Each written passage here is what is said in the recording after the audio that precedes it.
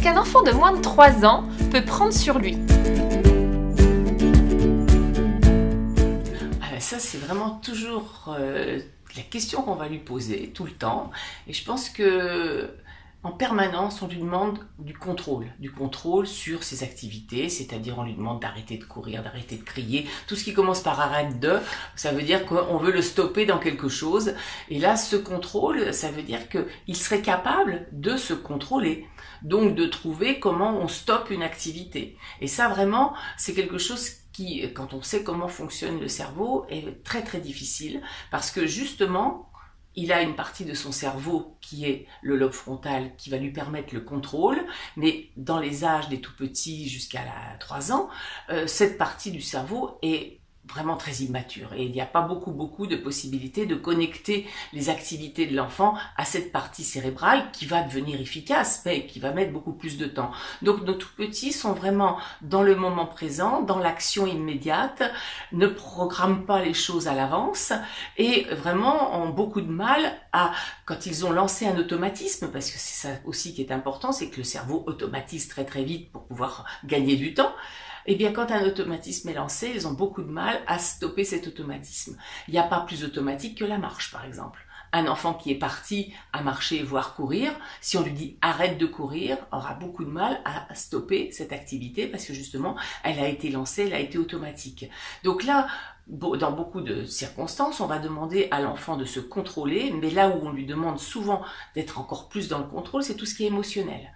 Donc là, l'enfant montre qu'il n'est pas content, ou il a fait une colère et tout, et on lui dit justement de prendre sur lui, ou on le formule autrement, mais on lui dit d'arrêter de pleurer, ou d'arrêter de faire des caprices, d'arrêter de faire ce genre de situation. Et là, il ne s'est pas arrêté, puisque justement, cette émotion-là, elle est arrivée en lui sans qu'il ait su ce qui se passait. C'est une réaction de survie de son cerveau qui lui a dit « Attention, il y a eu un danger, alerte !»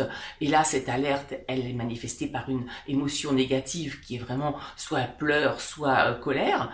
Mais une fois que cette émotion négative est générée, elle a mis le cerveau de l'enfant en alerte pour qu'il puisse y répondre. Et ça, c'est archaïque, c'est vraiment une façon de notre cerveau de se préparer au danger.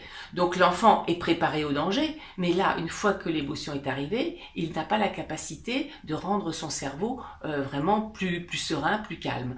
Et la seule possibilité, c'est que l'adulte accompagne cette alerte qui était là, qui était bien en tant qu'alerte, mais qu'il puisse stopper cette alerte en lui disant maintenant, attention, plus besoin d'alerte, le danger est passé et il faut absolument que tu reprennes un petit peu, mais c'est l'adulte qui va l'aider à le faire. L'enfant ne pourra jamais le faire tout seul. Et plus un adulte a aidé un enfant à retrouver l'apaisement, le consoler après avoir eu une alerte négative, plus son cerveau va générer un autocontrôle après par lui-même, c'est-à-dire que ce cerveau va être capable après de générer le contrôle. Mais il va falloir que l'adulte au départ lance la procédure.